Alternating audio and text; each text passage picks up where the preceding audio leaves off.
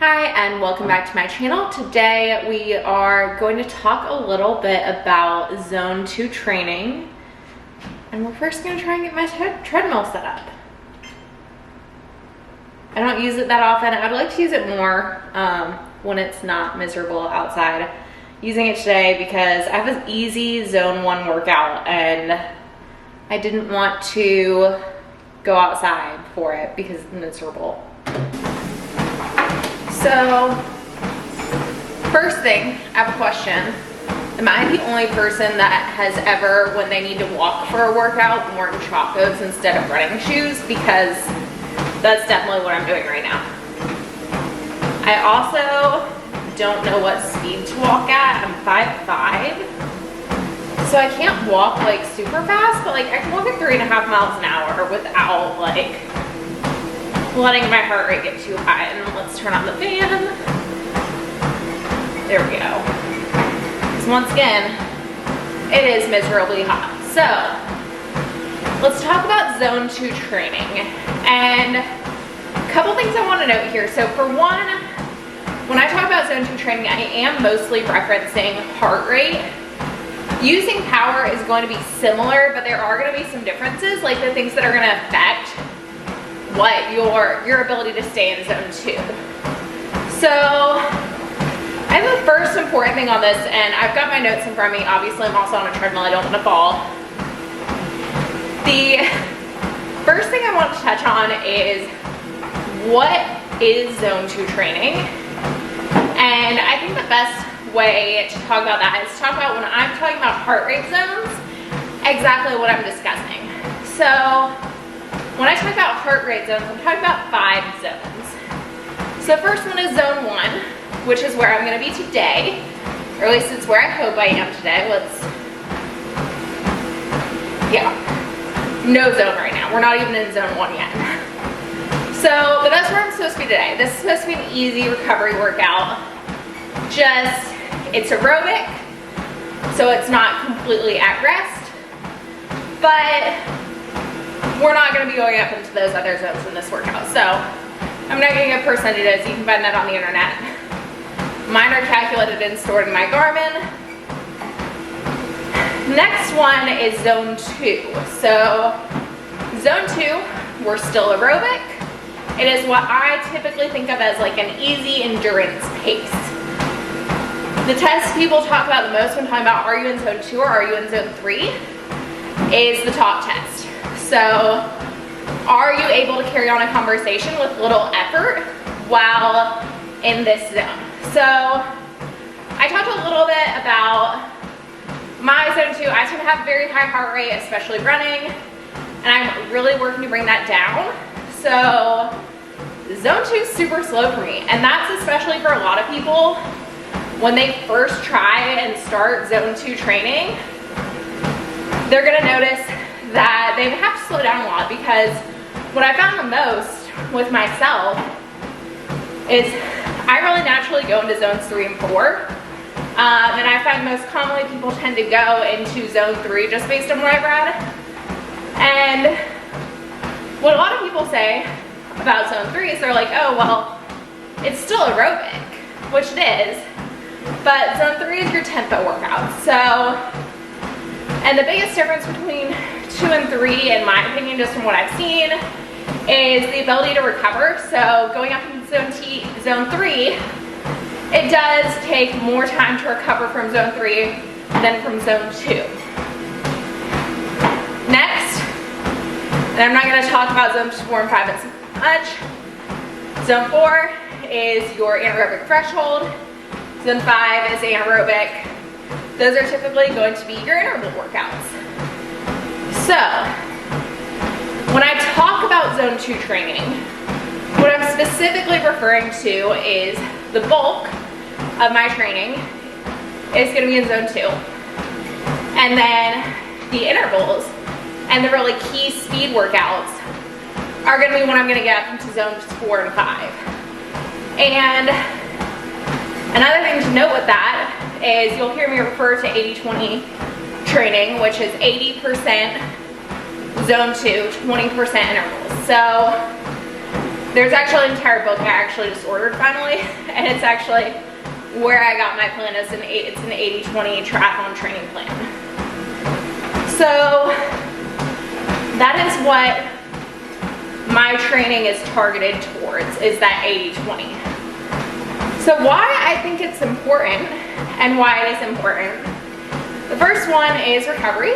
So you're going to recover faster from training in zones 1 and 2 than you will for zone 3. So if you're doing all of your endurance workouts, like all of your long runs in zone 3, you're not going to be recovering as well or as quickly as if you did maybe the same distance or time in zone 1 or 2. For me, I especially notice this even at the end of a workout. So since I've been training in zone 2 and really focusing on it, I've noticed that I'm not training, especially running. That's definitely the place that I've needed it the most.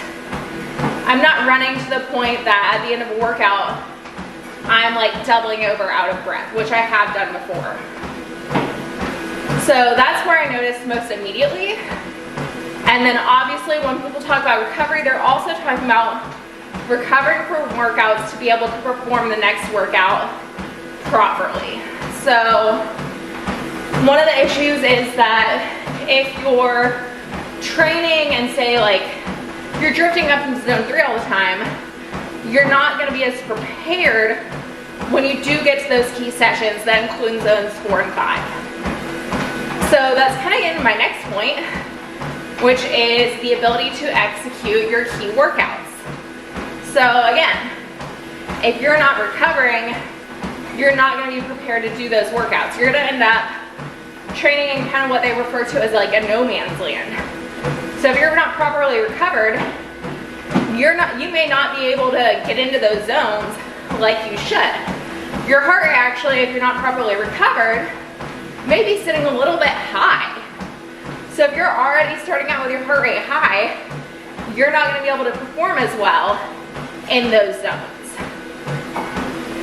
And the next one, which is the last I'll touch on, is that it does build base endurance. So by training in zone 2, you're going to at first probably be like me, if you haven't done it before, and say, oh my God, I am going so slow. And I mean, I think I could almost walk as fast as I ran yesterday. So slow. Except it is really hot in here. So you're probably gonna start off like that. But the thing is, over time, you're gonna build up the ability to run faster in zone 2. So not only are you building up distance because you're able to recover, you're not overexerting yourself to the point that you can perform the longer workout. Over time, you're also going to run faster in that zone 2. So when you run faster in zone 2, you're obviously also going to run faster in those higher zones. So you're benefiting zone 3, 4, 5 without constantly being in them. So that is kind of what I'll say is the simplest view of zone 2 training. I did read some scientific studies, some articles on it, but I don't come from a science background, so I'm not, and while reading it makes sense, I really recommend doing some additional research on your own. I can't sit here and talk to you about how it's building more mitochondria and how having more mitochondria is good for you and sound like I actually know what I'm saying. I'm an accountant. I just like to share information. And that's what this is. I'm not telling you this is absolutely what everyone should do. Not everyone needs to do a 35-minute zone 1 walk on their treadmill in Chacos. It's what I need though. So my next point though is what actually impacts the ability to stay in zone 2, because right now on this treadmill, I'm in a very controlled environment. And by very controlled, I have fan running, I I can control my speed and incline, and temperature is not really gonna change in here. I did open the garage door like a foot to create some airflow. So I can pretty easily, by being in here, control if my heart rate goes up or down. But when you go outside, you're gonna run into a lot more variables that are gonna affect where your heart rate is going to hit. So the one that's the easiest to acknowledge is hills. I hate hills. Anyone who knows me knows I hate hills. Why I signed up for Chattanooga, I don't know. But so naturally, if you try and hold the same pace going uphill that you're holding on a flat, your heart rate's gonna be elevated. So that's why when I run in my neighborhood, I talk a lot about having to walk the uphills because my heart rate's shooting up and I'm trying to stay in zone 2. Now if I'm doing intervals, I have no problem. I'm like, oh yeah, I'll sprint up this hill. But if I'm on a steady zone 2 run, because my zone 2 pace is so slow right now, I'm gonna end up walking the hills. So typically, as you built up more speed and endurance on those hills, you may be able to just slow down without having to walk completely. But if you're, say, like me right now, and I'm just trying to get back into shape, I have to walk the hills. And you'd be surprised, walking uphill, your heart rate can still go up pretty well. Next two kind of go together. So obviously I talked about it being miserably hot here in Nashville because it is summer. And the next two are heat and hydration. So when it's hot, again, that is naturally going to raise your heart rate some. And then if you want to make it even worse, if you're not hydrated, that can also elevate your heart rate. So the two things here that I think are most important, one, why is my heart rate not going up enough for one right now? One, it's gonna be, again, if you are fully hydrated, nothing else is wrong, slow down. Number two though, I'm seriously wondering if my wrist-based heart rate is not working today. Number two, it's gonna be pre-hydrate.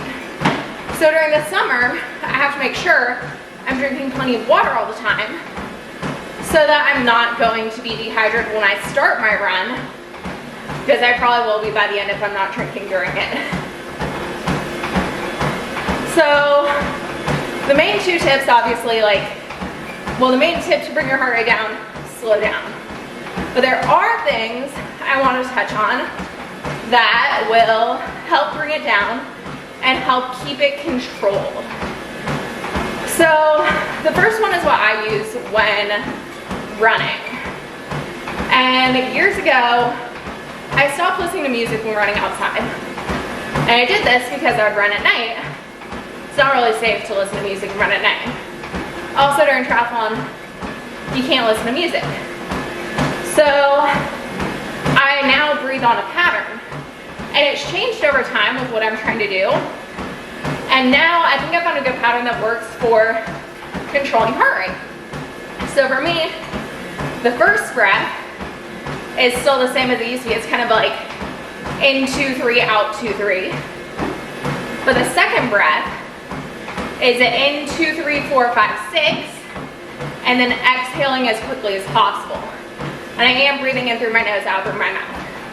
That longer inhale and then quick exhale was actually something I found online when trying to research ways to keep my heart rate low. And it has seemed to work for me. And the other thing I like about breathing while running and listening to it is while I don't use it or I don't listen to music, I kind of create a rhythm with my breath pattern while I'm running. So I'm very used to hearing it. And some people might think I'm just like breathing loudly at them if I run by. But what I'm really doing is trying to control my heart rate. Second one, which isn't something so physical as much as just a reminder, is I like the heart rate alerts on like smartwatches because I can set it that every time I go over 160, I want it to alert me.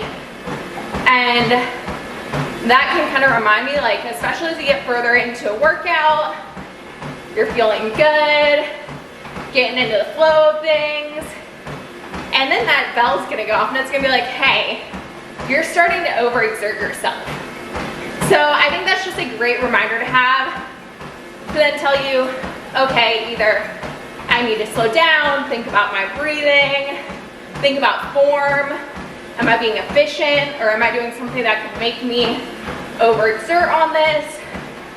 And I really like using that as a cue as well.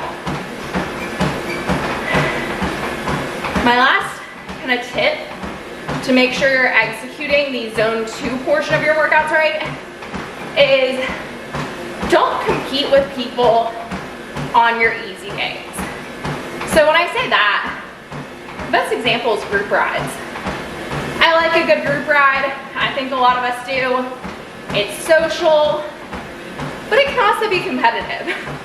Especially some of the guys I've ridden with around here in the past, they get competitive. So if you've got a workout that's supposed to be zone 2, and you maybe sometimes ride with that group that likes to get competitive, or maybe you kind of float between 2 groups, like an A and a B group, either you're off for the slower group, or you're gonna need to ride on your own. Because I know from firsthand experience, it might say zone 2 on my training plan, but if I go out with a group, I'm gonna wanna do more. And that's just all there is to it. Like, there's no way I'm gonna stick to zone 2 if I'm with a group. My last tip is not so much one for, sorry, got distracted by my alert. That was not heart rate though, that was just distance. But my last tip is just for overall success, and just something I want to touch on. And that is, when you are doing this training, you have to go hard on the hard workouts. And I know for me, coming back to training, that's actually been a little tough because I haven't been able to gauge as well what the correct amount of hard is, especially on the bike where like I've done shorter intervals, so heart rate's a lagging indicator. I haven't done an FTP test, and I think it's important to make sure when you do get to those key workouts that you are executing them properly, or else you're not going to get the full benefit in the end. So that is my little talk on zone 2 training.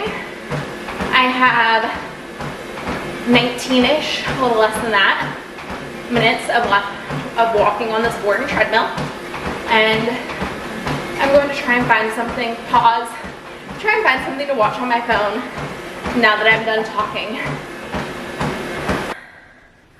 I hope today's video was able to either teach you some about zone 2 training or give you some helpful advice on being able to stay in zone 2 during your training. If you do have any thoughts or questions about zone 2 training or are trying to implement it in your own training and want to share your experience, please leave a comment below. And if you did enjoy this video, please hit the like and subscribe button. And I will see you in the next one.